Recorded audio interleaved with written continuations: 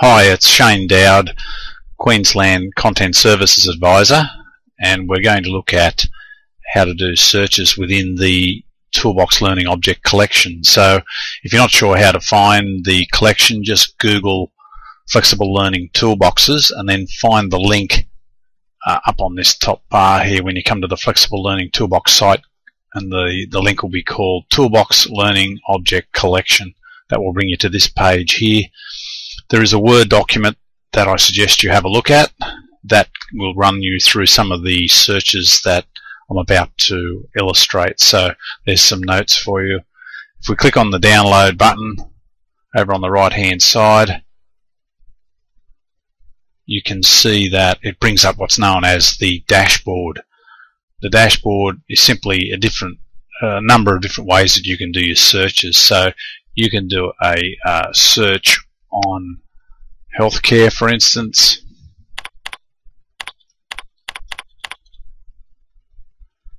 and the search will carry on as you would expect with a normal search engine.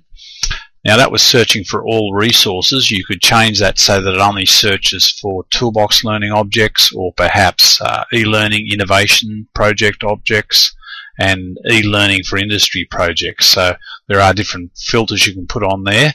You can also do filters over on the right hand side there. You can use a keyword search.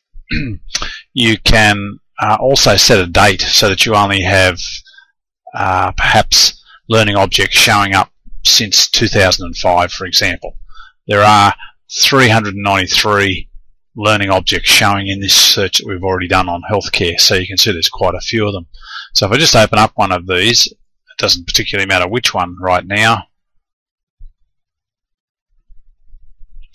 it brings up the learning object and gives me a brief description up the top. Then it gives me the licensing or copyright information. It'll show me metadata or metadata. They basically mean the same thing, but you can see the metadata associated with this resource in the link down the bottom here. You can also see where this learning object came from, if it's from a toolbox.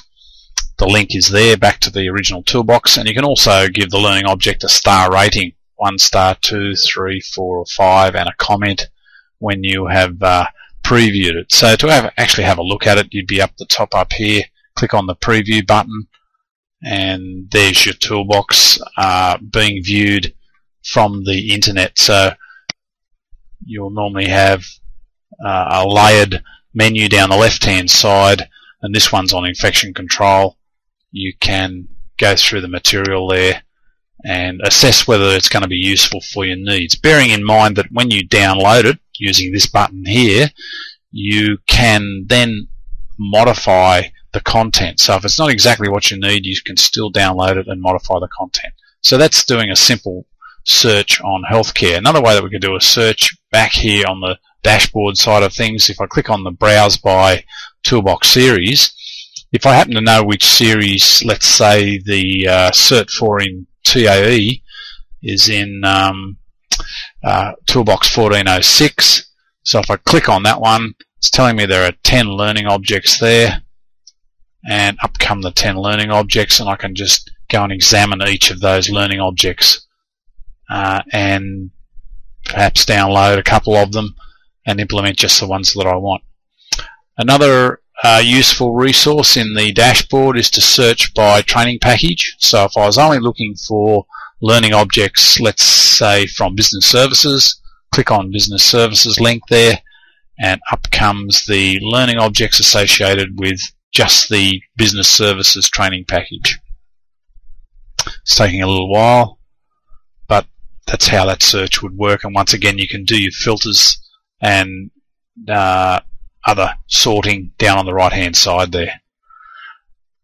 Another area you may be interested in is some tutorials on doing customization. So if you click on the Browse Customization Tutorials, this now is showing me the tutorial learning objects. So they're pretty similar in the way that they operate to any of the other learning objects. So by all means, examine those. They will help you do your customization.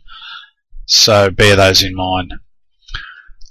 The last one we want to have a look at is just browse generic skills learning objects. So these have been set up, there's 21 of them.